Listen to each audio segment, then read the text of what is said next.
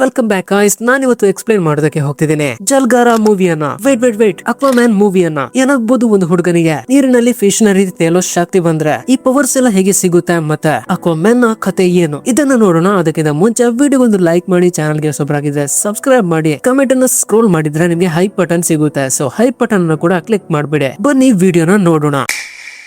ಕತೆ ಶುರು ಆಗುತ್ತೆ. ನೋಡ್ತೀವಿ ನಾವು ಒಂದು ದೊಡ್ಡ ಸಮುದ್ರವನ್ನ. ಇಸವಿ 1985. ಜೋರಾಗಿ ಗುಡುಗು ಮಳೆ ಸುರಿತಾ ಇದೆ ಅಂಡ್ ಇದರ ಬದಿಯಲ್ಲಿ ಒಂದು ಲೈಟ್ ಹೌಸ್ ಕೂಡ ಕಾಣ್ತಿದೆ, ತುಂಬಾ ದೊಡ್ಡದು. ಇಲ್ಲಿ ಟಾರ್ಚ್ ಅನ್ನು ಹಿಡ್ಕೊಂಡು ಒಬ್ಬ ವ್ಯಕ್ತಿ ಕೂಡ ಕಾಣ್ತಾನೆ. ಮಳೆ ಗುಡುಗಿನ ಜೊತೆಗೆ ಜೋರಾಗಿ ಗಾಳಿ ಕೂಡ ಬರ್ತಿರೋ ಕಾರಣ ಈ ಪ್ಲೇಸ್ ಅಂತೂ ಕಂಪ್ಲೀಟ್ ಡೇಂಜರ್ ಅಲ್ಲಿದೆ. ಆದ್ರೆ ಈ ಜಾಗದಲ್ಲಿ ನಡ್ಕೊಂಡು ಹೋಗ್ತಿರುವಾಗ ದೂರದಲ್ಲಿ ಒಬ್ಳು ಹುಡುಗಿ ಕಾಣ್ತಿದ್ದಾಳೆ. ಇವಳು ಸತ್ತಿದಾಳ ಬದುಕಿದಾಳ ಅಂತ ನಮ್ಗೆ ಕ್ಲಿಯರ್ ಆಗಿ ಗೊತ್ತಾಗ್ತಿಲ್ಲ. ಆದ್ರೆ ಅವಳನ್ನ ಬಚಾವ್ ಮಾಡೋದಕ್ಕೆ ಓಡ್ಕೊಂಡು ಹೋಗ್ತಾನೆ. ಕೊನೆಗೂ ಅವಳನ್ನ ಎತ್ಕೊಂಡು ಹೋಗಿ ಸೀದಾ ಹೋಗ್ತಾನೆ ಲೈಟ್ ಹೌಸ್ ನ ಟಾಪ್ ಫ್ಲೋರ್ಗೆ. ಆದ್ರೆ ಟಾಪ್ ಫ್ಲೋರ್ ಗೆ ಬಂದಾಗ ಸಡನ್ ಆಗಿ ಅವಳಿಗೆ ಪ್ರಜ್ಞೆ ಬರುತ್ತೆ. ಕೈಯಲ್ಲಿ ಒಂದು ತ್ರಿಶೂಲ ಹಿಡ್ಕೊಂಡಿದ್ದಾಳೆ. ಆಗ ನಮ್ಗೆ ಗೊತ್ತಾಗುತ್ತೆ ಇವಳೊಬ್ಳು ನಾರ್ಮಲ್ ವ್ಯಕ್ತಿ ಅಲ್ಲ, ಬದಲಾಗಿ ಅಟ್ಲಾಂಟಿಸ್ ಅನ್ನೋ ಒಂದು ಜಾಗದ ರಾಜಕುಮಾರಿ ಆಗಿದ್ದಾಳೆ. ಈ ಅಟ್ಲಾಂಟಿಸ್ ಅಂದ್ರೆ ಅದು ಸಮುದ್ರದ ಕೆಳಗಡೆ ಇರುವ ಒಂದು ಜಾಗ ಆಗಿದೆ. ಅಲ್ಲಿ ಮರ್ಮೇಡ್ಸ್ ಗಳೆಲ್ಲ ಬದುಕ್ತಿರ್ತಾರೆ. ಇವಳಂತೂ ಅಟ್ಲಾಂಟಿಸ್ ನ ಪ್ರಿನ್ಸಸ್. ಆದ್ರೆ ಇವನಂತೂ ನಾರ್ಮಲ್ ವ್ಯಕ್ತಿ. ಆದ್ರೆ ಯಾವಾಗ ಇವನು ಬಚಾವ್ ಮಾಡಿದ್ನೋ ಆ ದಿನದಿಂದ ಅವಳಿಗೆ ತುಂಬಾ ಲವ್ ಆಗ್ಬಿಡುತ್ತೆ ಇವನ ಮೇಲೆ. ಹೀಗೆ ದಿನಗಳು ಕಳಿತು ಅಂಡ್ ಫೈನಲಿ ಒಂದು ದಿನ ಮದುವೆನೇ ಆಗ್ಬಿಡ್ತಾರೆ. ಮದುವೆಗೆ 1 ವರ್ಷ ಕಳೆದ ತಕ್ಷಣ ಒಂದು ಮಗು ಕೂಡ ಆಗುತ್ತೆ. ಅವನಿಗೆ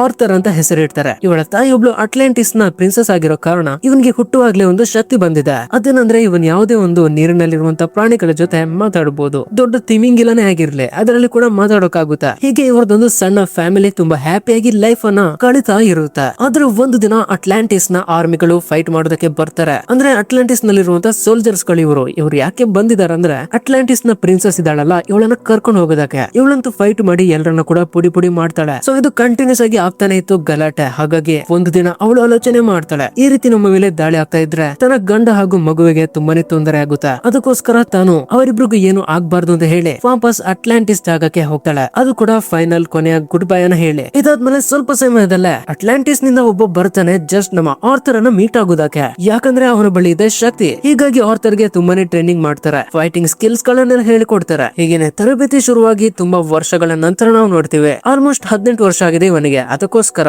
ಈ ಒಬ್ಬ ವ್ಯಕ್ತಿ ಹೇಳ್ತಾನೆ, ನೀನು ನಮ್ಮ ಅಟ್ಲಾಂಟಿಸ್ ಜಾಗಕ್ಕೆ ಬರ್ಬೇಕಾಗಿದೆ, ಯಾಕಂದ್ರೆ ನೀನು ಅಡಲ್ಟ್ ಆಗಿದೆಯಾ. ನಮ್ಮ ಅಟ್ಲಾಂಟಿಸ್ ಜಾಗಕ್ಕೆ ನೀನು ಬೇಕಾಗಿದ್ಯಾ, ಯಾಕಂದ್ರೆ ನೀನು ಅಲ್ಲಿನ ರಾಜಕುಮಾರಿಯ ಮಗ ಆಗಿದ್ಯಾ. ಆದ್ರೆ ಆರ್ಥರ್ ಇದನ್ನ ರಿಜೆಕ್ಟ್ ಮಾಡ್ತಾನೆ. ನಂಗೆ ಇಲ್ಲಿಗೆ ಬರೋದಕ್ಕೆ ಸ್ವಲ್ಪನೂ ಇಷ್ಟ ಇಲ್ಲ, ಯಾಕಂದ್ರೆ ನೀವು ಅಂದ್ರೆ ಅಟ್ಲಾಂಟಿಸ್ ನಲ್ಲಿ ಬದುಕ್ತಿರುವ ಎಲ್ಲರೂ ಸೇರಿ ಅವಳನ್ನ ಕೊಂದಾಕಿದ್ರು. ಅದು ಕೂಡ ಒಂದು ಸಿಲ್ಲಿ ರೀಸನ್ಗೆ, ಯಾಕಂದ್ರೆ ನನ್ನ ತಾಯಿ ಒಬ್ಬ ಸಾಮಾನ್ಯ ವ್ಯಕ್ತಿಯನ್ನ ಮದುವೆ ಆಗಿದ್ದ ಅಂತ. ಅಷ್ಟರಲ್ಲೂ ನಾನು ಕಂಪ್ಲೀಟ್ ಆಗಿ ನಿಮ್ಮ ರೀತಿ ಅಲ್ಲ, ನಾನು ಕೂಡ ಅರ್ಧ ಮನುಷ್ಯನೇ. ನನ್ನ ತಂದೆ ಕೂಡ ಒಬ್ಬ ಮನುಷ್ಯ ಆಗಿದ್ದಾನೆ. ಸೊ ನಾನಂತೂ ನಿಮ್ ಜೊತೆ ಬರೋದಿಲ್ಲ, ಯಾವತ್ತಿಗೂ ನಿಮ್ಮನ್ನ ಕ್ಷಮಿಸೋದು ಇಲ್ಲ. ಇದಾದ ನಂತರ ಸ್ವಲ್ಪ ವರ್ಷಗಳ ನಂತರ ನಾವು ನೋಡ್ತೀವಿ ನೆಕ್ಸ್ಟ್ ಸೀನ್ ಅಲ್ಲಿ ರಷ್ಯನ್ ಸಬ್ಮೆರೀನ್ಸ್ ಎಲ್ಲ ಬರ್ತಿದ್ದಾರೆ. ಇವರು ಆಕ್ಚುಲಿ ಪೈರೇಟ್ಸ್ ಗಳಾಗಿದ್ರು. ಸೊ ಇವರನ್ನಂತೂ ನಮ್ಮ ಆರ್ಥರ್ ನಾಯಿ ಹೊಡೆದಂಗ್ ಹೊಡಿತಾನೆ ಗುರು. ಅವನ ತ್ರಿಶೂಲ ಕೂಡ ಯೂಸ್ ಮಾಡ್ಲಿಲ್ಲ. ಸೊ ಹೀಗೆ ಜೋರಾಗಿ ಫೈಟ್ ಆಗಿ ಮುಗ್ದ ತಕ್ಷಣ ನಾವು ನೋಡ್ತೀವಿ ಆ ಪೈರೇಟ್ ನ ಲೀಡರ್ ಕೂಡ ಸತ್ ಬಿಡ್ತಾನೆ. ಅಂಡ್ ಅವನ ಮಗ ಇದ್ನಲ್ವಾ, ಅವನ ಹೆಸರು ಡೇವಿಡ್ ಅಂತ. ಅಂಡ್ ಅವನ ಕಣ್ಣೆದುರಲ್ಲೇ ತನ್ನ ತಂದೆ ಸಾವನ್ನ ನೋಡಿ ತುಂಬಾನೇ ಕೋಪ ಬರುತ್ತೆ. ಹಾಗಾಗಿ ಆ ದಿನದಿಂದ ಅವನು ಅಕ್ವಾಮ್ಯಾನ್ ಅನ್ನ ತುಂಬಾನೇ ಹಿಟ್ ಮಾಡ್ತಾನೆ. ಸೊ ಇವನಂತೂ ರಿವೆಂಜ್ ತಗೊಳ್ಳೋದಕ್ಕೆ ರೆಡಿ ಇದ್ದಾನೆ. ಇದಾದ್ಮೇಲೆ ಅಟ್ಲಾಂಟಿಸ್ ಜಾಗದಲ್ಲಿ ನಾವು ನೋಡ್ತೀವಿ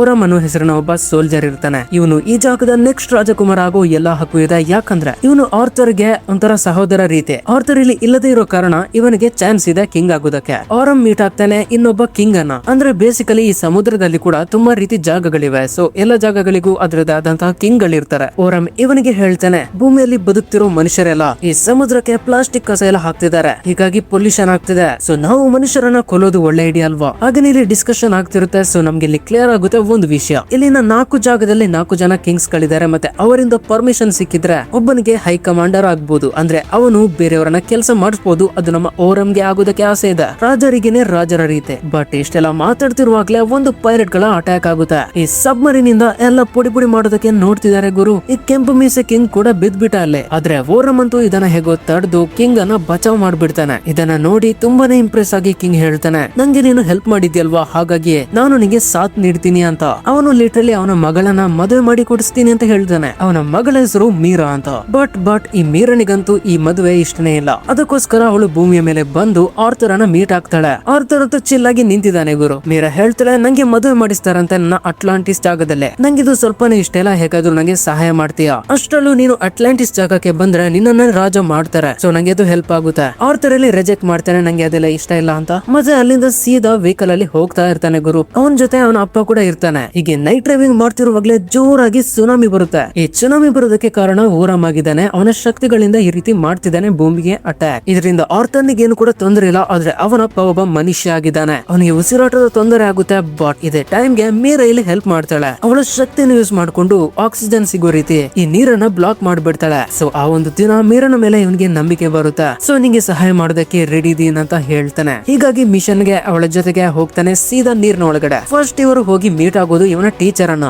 ಇವನೇ ಎಲ್ಲ ಟೆಕ್ನಿಕ್ಸ್ ಗಳನ್ನ ಹೇಳ್ಕೊಟ್ಟಿದ್ದು ಸಣ್ಣದಿಂದಲೇ. ಇವನ ತಾಯಿಯ ಟ್ರಸ್ಟೆಡ್ ವ್ಯಕ್ತಿ ಆಗಿದ್ದ. ಆರ್ಥರ್ ಕಿಂಗ್ ಆಗ್ಬೇಕಾದ್ರೆ ದೊಡ್ಡ ಚಾಲೆಂಜ್ ಎದುರಾಗಿದೆ. ಆರಾಮ್ ಅಂತೂ ನಿನ್ನನ್ನ ಕಿಂಗ್ ಮಾಡೋದಕ್ಕೆ ಬಿಡೋದಿಲ್ಲ. ಹಾಗಾಗಿ ಆದಷ್ಟು ಬೇಗ ನೀನ್ ಹೋಗಿ ಅದೊಂದು ಟ್ರೈಡೆಂಟ್ ಅನ್ನ ಹುಡುಕ್ಬೇಕು. ಅಂದ್ರೆ ಅದೊಂದು ತ್ರಿಶೂಲ ಆಗಿದೆ, ಅದನ್ನ ಹಿಡಿಯೋದೇ ಅಸಾಧ್ಯವಾದ ಕೆಲಸ ಆಗಿದೆ. ಹೀಗೆ ಮಾತಾಡ್ತಾ ಇರುವಾಗ್ಲೇ ಒಂದು ಐಟಮ್ ಅನ್ನ ಕೊಡ್ತಾನೆ. ಬಟ್ ಆಗನೆ ಅಟ್ಯಾಕ್ ಆಗ್ಬಿಡುತ್ತೆ. ಈ ಸೋಲ್ಜರ್ಸ್ ಗಳೆಲ್ಲ ಬಂದು ಆರ್ಥರ್ಗೆ ಚೆನ್ನಾಗಿ ಹೊಡೆಯೋದಕ್ಕೆ ನೋಡ್ತಿದ್ದಾರೆ. ಬಟ್ ಇವನೇನು ಕಡಿಮೆ ಇದಾನ. ಇವನು ಕೂಡ ಇವನ ಪವರ್ಸ್ ಅನ್ನು ಯೂಸ್ ಮಾಡಿ ಎಲ್ಲರನ್ನ ಪುಡಿ ಮಾಡ್ತಾನೆ. ಆದ್ರೆ ಫೈನಲಿ ಇವನನ್ನ ಕ್ಯಾಪ್ಚರ್ ಮಾಡ್ಬಿಟ್ರು ಅವರು. ಹಾಗಾಗಿ ಕರೆಂಟ್ ಶಾಕ್ ಅನ್ನೆಲ್ಲ ಹೊಡೆದು ಬಿಟ್ಟು ಇವನನ್ನ ಕಟ್ ಹಾಕ್ಬಿಡ್ತಾರೆ. ಇವನನ್ನ ಕಟ್ ಹಾಕ್ಬಿಟ್ಟು ಈ ಒಂದು ಓರಮ್ನ ಆಸ್ಥಾನಕ್ಕೆ ಕರ್ಕೊಂಡ್ ಬಂದಿದ್ದಾರೆ. ಓರಮ್ ಹೇಳ್ತಾನೆ ರಾಜರ ಪಟ್ಟದಲ್ಲೇ, ಹಾಗಾದ್ರೆ ನೀನ್ ನನ್ನ ಸಹೋದರ ಆಗಿದ್ಯಾ. ಆರ್ಥರ್ ಅಂದ್ರೆ ನೀನೆ. ನಿನ್ನ ಕಾರಣದಿಂದಲೇ ನಮ್ಮ ತಾಯಿ ಸತ್ತಿದ್ದು, ಅದ್ ನಿಂಗ್ ಗೊತ್ತಿದ್ಯಾ. ಆ ದಿನ ಅವಳು ಭೂಮಿಯಿಂದ ವಾಪಸ್ ಬರ್ತಿದ್ರೆ ಅವಳು ರಾಣಿಯಾಗಿ ಇರ್ಬೋದಿತ್ತು. ಆದ್ರೆ ಎಲ್ಲ ತಪ್ಪು ನಿನ್ನದಾಗಿದೆ. ಬಟ್ ಆರ್ಥರ್ನಿಗೆ ಕೂಡ ತುಂಬಾ ಕೋಪ ಬರ್ತಿದೆ ಇವನನ್ನ ನೋಡಿ. ಇವರೆಲ್ಲರೂ ಸೇರಿ ಇವನ ತಾಯಿಯನ್ನ ಕೊಂದದ್ದು ಅಂತ. ಸಾಲೆ ನಿಂಗೆ ಚಾನ್ಸ್ ಕೊಡ್ತಿದ್ದೀನಿ, ಇಲ್ಲಿಂದ ಮುಚ್ಕೊಂಡು ಹೋಗು, ವಾಪಸ್ ಬರ್ಬೇಡ ಅಂತ ಕೂಡ ಹೇಳ್ತಾನೆ. ಆದ್ರೆ ಆರ್ಥರ್ಗೆ ಅವನ ತಾಯಿ ಬಗ್ಗೆ ಹೇಳಿದ್ದು ಸ್ವಲ್ಪನೇ ಇಷ್ಟ ಆಗ್ಲಿಲ್ಲ. ಅದಕ್ಕೋಸ್ಕರ ಹೇಳ್ತಾನೆ ನಂಗೆ ಚಾಲೆಂಜ್ ಮಾಡು ಅಂತ. ಸೊ ಅವನನ್ನ ಬಿಡುಗಡೆ ಮಾಡಿ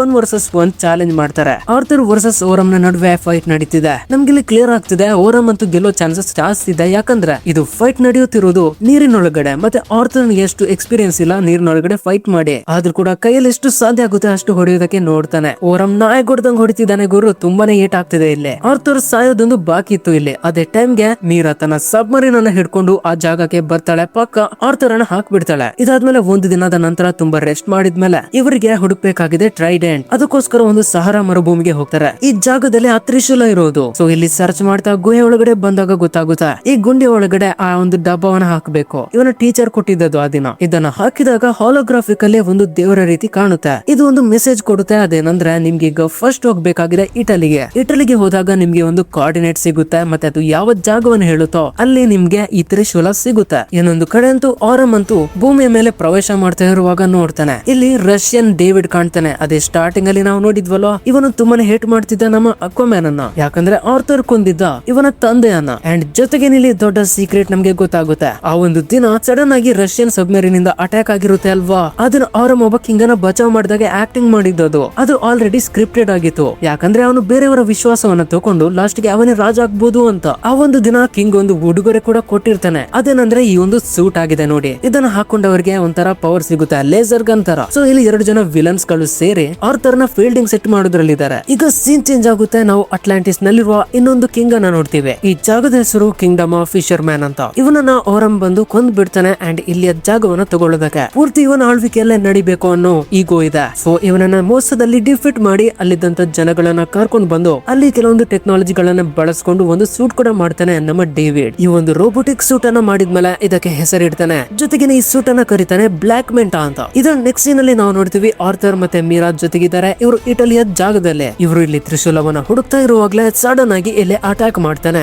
ಡೇವಿಡ್. ಅಂದ್ರೆ ಇವನು ಬ್ಲಾಕ್ ಮೆಂಟಾ ಸೂಟ್ ಅನ್ನ ಹಾಕಿದ್ದಾನೆ ತಾನೆ. ಇದರ ಪವರ್ ನಿಂದ ಲೇಸರ್ ನಿಂದ ಅಟ್ಯಾಕ್ ಮಾಡ್ತಾನೆ. ನಮ್ಮ ಆರ್ಥರ್ ಅಂತೂ ತುಂಬಾ ಕಷ್ಟಪಟ್ಟು ಅವನನ್ನ ಬೆಟ್ಟದಿಂದ ಕೆಳಗಡೆ ಹಾಕ್ಬಿಡ್ತಾನೆ. ಆದ್ರೆ ಈ ಒಂದು ಫೈಟ್ ನ ಕಾರಣದಿಂದ ತುಂಬಾ ವೀಕ್ ಆಗ್ಬಿಡ್ತಾನೆ ನಮ್ಮ ಹೀರೋ. ಮೀರಾ ಹೇಗನು ಇವನನ್ನ ಸೇವ್ ಮಾಡ್ಬಿಡ್ತಾಳೆ. ಸೊ ಫಸ್ಟ್ ಕೆಲಸ ಮಾಡ್ತಾರೆ ಇಲ್ಲಿಂದ ಎಸ್ಕೇಪ್ ಆಗೋದು ಬೆಟರ್ ಅಂತ ಹೇಳಿ. ಸೊ ದೋಣಿಯಲ್ಲಿ ಹೋಗ್ತಿರುವಾಗ ಇವಳು ಹೇಳ್ತಾಳೆ ಆರ್ಥರ್ ನಿಂಗೆ ಇನ್ನು ಕೂಡ ಧೈರ್ಯ ಬೇಕಾಗಿದೆ. ನೀನೊಬ್ಬ ಕಿಂಗ್ ಆಗೋವನು. ಇನ್ನು ನಾವು ಸುಮ್ನಿದ್ರೆ ಸಾಕಾಗೋದಿಲ್ಲ, ಕೇರ್ಫುಲ್ ಆಗಿ ಹೋಗ್ಬೇಕಾಗುತ್ತೆ. ಹೀಗೆ ಹೇಳಿ ಸೀದಾ ವಾಪಸ್ ಹುಡುಕೋಕೆ ಹೋಗ್ತಾರೆ ತ್ರಿಶೂಲವನ್ನ. ನೈಟ್ ಟೈಮ್ ಆದಾಗ ಸಮುದ್ರದಲ್ಲಿ ದೊಡ್ಡ ದೊಡ್ಡ ಮಾನ್ಸ್ಟರ್ಸ್ ಗಳೆಲ್ಲ ಬರೋದಕ್ಕೆ ಶುರು ಆಗುತ್ತೆ. ಆದ್ರೆ ಈ ಮಾನ್ಸ್ಟರ್ ನ ಜೊತೆ ಫೈಟ್ ಮಾಡ್ತಾ ಮಾಡ್ತಾ ಇವರಿಗೆ ಗೊತ್ತೇ ಇರ್ಲಿಲ್ಲ ಇವರು ಭೂಮಿಯ ಇನ್ನೊಂದು ಜಾಗಕ್ಕೆ ಬಂದಿದ್ದಾರೆ ಅಂತ. ಅಂದ್ರೆ ಇದು ಭೂಮಿಯ ನಡುವಾಗಿದೆ. ಈ ಸುಳಿಗೆ ಬಿದ್ದು ಇವನೊಂದು ಜಾಗಕ್ಕೆ ಬರ್ತಾನೆ. ಮಾತ್ರ ಇಲ್ಲಿ ನಮ್ಗೆ ಕ್ಲಿಯರ್ ಆಗುತ್ತೆ ಈ ಜಾಗಕ್ಕೆ ಬರೋದು ಒಂದು ಸಾವಿನ ತರನೇ. ಮತ್ತೆ ಇವನಲ್ಲಿ ಮೀಟ್ ಆಗ್ತಾನೆ ಅವನ ತಾಯಿಯನ್ನ. ಅಂದ್ರೆ ಅವಳು ನಿಜವಾಗಿ ಸತ್ತಿರ್ಲಿಲ್ಲ, ಬದಲಾಗಿ ಇಲ್ಲಿ ಬದುಕ್ತಾ ಇದ್ಲು. ಅವಳಿಗೆ ಆರ್ಥರ್ನ ನೋಡಿದ ತಕ್ಷಣನೇ ಗೊತ್ತಾಗುತ್ತೆ ಇದು ನನ್ನ ಮಗ ಅಂತ. ಹೀಗೆ ಒಂದು ಸಣ್ಣ ಎಮೋಷನಲ್ ಸೀನ್ ಇಲ್ಲಿ ಕ್ರಿಯೇಟ್ ಆಗುತ್ತೆ. ಜೊತೆಗೇನೆ ಈಗ ಇವರು ಥಿಂಕ್ ಮಾಡ್ತಾರೆ ಹೇಗಾದ್ರೂ ಆ ತ್ರಿಶೂಲವನ್ನ ಹುಡುಕ್ಬೇಕು ಅಂತ.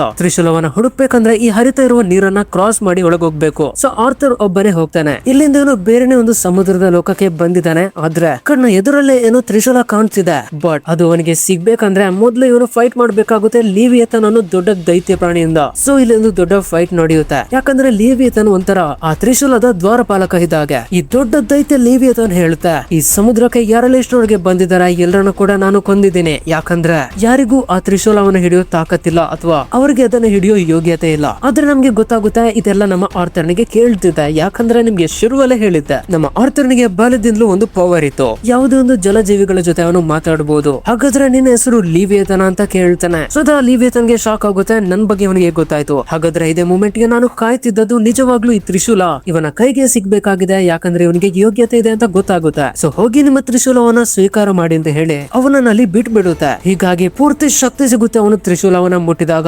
ಯಾವ ಲೆವೆಲ್ಗೆ ಅಂದ್ರೆ ಪೂರ್ತಿ ಸಮುದ್ರದ ರಾಜ ಇವನೇ ಆದಾಗ. ಅದನ್ನ ಟಚ್ ಮಾಡಿದ ತಕ್ಷಣನೇ ಒಂದು ಸೂಟ್ ಕೂಡ ಬರುತ್ತೆ ಬಾಡಿಯಲ್ಲೇ. ನೋಡೋದಕ್ಕೆ ತುಂಬಾ ಹಾಟ್ ಆಗಿದೆ ಗುರು. ಇನ್ನೊಂದು ಕಡೆಯಲ್ಲಂತೂ ಸಮುದ್ರದಲ್ಲಿ ತಂದ ಎಲ್ಲ ರಾಜರುಗಳು ಕೂಡ ಓರಮ್ ಅನ್ನ ನಮ್ಮೆಲ್ಲರ ಲೀಡರ್ ಅಂತ ಒಪ್ಕೊಂಡಿರ್ತಾರೆ. ಸೊ ಈಗಂತೂ ಇವನ ಬಳಿ ತುಂಬಾ ದೊಡ್ಡ ಸೇನೆ ಇದೆ. ಆದ್ರೆ ಫೈನಲಿ ಆರಮ್ನಿಗೆ ಗೊತ್ತಾಗುತ್ತೆ ಆರ್ಥರ್ ಅವನಿಗಿಂತ ಮುಂಚೆ ಹೋಗಿ ಆ ಒಂದು ತ್ರಿಶೂಲವನ್ನ ತಗೊಂಡಿದ್ದಾನೆ ಅಂತ. ಮತ್ತೆ ಅಟ್ಲಾಂಟಿಸ್ ನ ಕಾನೂನ ಪ್ರಕಾರ ಯಾರ ಬಳಿ ಆ ತ್ರಿಶೂಲ ಇರುತ್ತೆ ಅವರನ್ನ ನಿಜವಾದ ರಾಜ ಅಂತ ಒಪ್ಕೊಳ್ತಾರೆ. ಹಾಗಾಗಿ ಸೀದಾ ಹೋಗಿ ಫೈಟ್ ಮಾಡೋದಕ್ಕೆ ಶುರು ಮಾಡ್ತಾನೆ. ಆರ್ಥರ್ಗಂತೂ ಆ ತ್ರಿಶೂಲದಿಂದ ತುಂಬಾ ದೊಡ್ಡ ಪವರ್ ಬಂದಿದೆ. ಯಾವ ಲೆವೆಲ್ಗೆ ಅಂದ್ರೆ ಇದ್ದದನ್ನೆಲ್ಲ ಪುಡಿ ಮಾಡಬಹುದು ಗುರು ಇವನು. ಆರಮ್ ಕೂಡ ಫೈಟ್ ಕೊಡ್ತಾನೆ. ಆದ್ರೆ ಎಷ್ಟಂತ ಫೈಟ್ ಕೊಡ್ಬೋದು. ಮೇಲೆ ಸಬ್ಮರೀನ್ ನ ಬಳಿಗೆ ಬರ್ತಾರೆ. ಇವನದಂತೂ ಕೈಯಲ್ಲಿ ಇಟ್ಕೊಂಡಿದ್ದ ಒಂದು ಟ್ರೈಡೆಂಟ್ ಮುರಿದು ಹೋಗುತ್ತೆ. ಸೊ ಆರ್ಥರ್ ಅಂತೂ ಇವನನ್ನ ಸೋಲ್ಸ್ಬಿಟ್ಟಿದ್ದಾನೆ. ಇನ್ನೇನು ಕೊಲ್ಲೋದ್ರಲ್ಲೇ ಇರುವಾಗ ಅವನನ್ನ ಬಿಟ್ಬಿಡ್ತಾನೆ. ಯಾಕಂದ್ರೆ ನಿಮ್ಗೆ ಗೊತ್ತಿರೋ ಹಾಗೇನೆ ಅವನು ನಿಜವಾಗಿ ಆರ್ಥರ್ ನ ಬ್ರದರ್ ಆಗಿದ್ದ. ಮತ್ತೆ ಅವನ ಕಣ್ಣೆದುರಲ್ಲೇ ತನ್ನ ತಾಯಿಯನ್ನು ಕೂಡ ನೋಡ್ಬಿಡ್ತಾನೆ. ಅದೇ ನಿಮ್ಗೆ ಗೊತ್ತಿರೋ ಹಾಗೆ ಆರ್ಥರ್ ಅದೊಂದು ಜಾಗದಲ್ಲಿ ತಾಯಿಯನ್ನ ಭೇಟಿ ಮಾಡಿದ್ದ ತಾನೆ. ಅಲ್ಲಿಂದ ವಾಪಸ್ ಕರ್ಕೊಂಡು ಬಂದಿದ್ದಾನೆ. ಇದನ್ನ ನೋಡಿ ಇವನ ಬ್ರದರ್ ಗೆ ಕೂಡ ತುಂಬಾನೇ ಎಮೋಷನಲ್ ಆಗುತ್ತೆ. ಫಸ್ಟ್ ಟೈಮ್ ಅವನ ತಾಯಿಯನ್ನ ನೋಡಿದ ತುಂಬಾ ಸಮಯಗಳಾದ್ಮೇಲೆ ಅಂತ